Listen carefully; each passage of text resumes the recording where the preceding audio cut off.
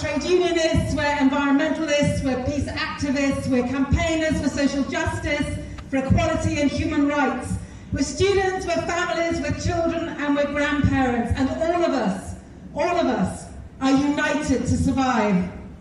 All of us shining a light on what happens here on Tufton Street.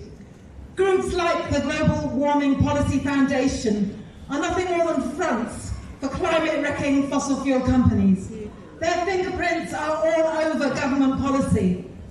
And we know that by masquerading as charities, they get away with using public money to fund their blatant denial of the overwhelming global scientific evidence that we are in a climate emergency. So that's why we're here today, to say loudly and clearly, it has got to stop. We need to get much, much sharper at noticing the difference, scrutinising the difference, and more to the point, we need to get much, much better at taking action when we're not getting facts from our politicians.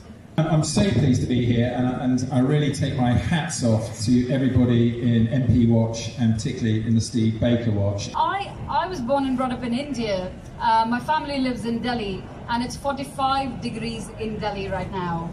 And this is not even peak summer. I also wanted to remember that yesterday was the 10-year anniversary of the deep water oil spill by BP. And then it came to mind that those people in that building are actually behaving as if nothing has changed. And that is why it is so important for us to be here. That is why Greenpeace thinks it's so important to be a part of the larger movement. Those people would rather that we be divided in our differences and not come together. Those people that we rather be fighting over tactics and which tactic is important or which communication message is important.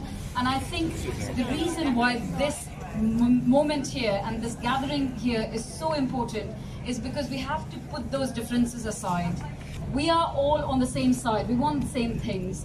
The 45 degrees in Delhi, the 40 degree in London is preventable. The science is clear. We also know what the solutions are. We need those people in those buildings to take heed, to listen to us, to feel the pressure and find it impossible to ignore our demands. That is why we are here today. That is why we will continue. That shines in 1,000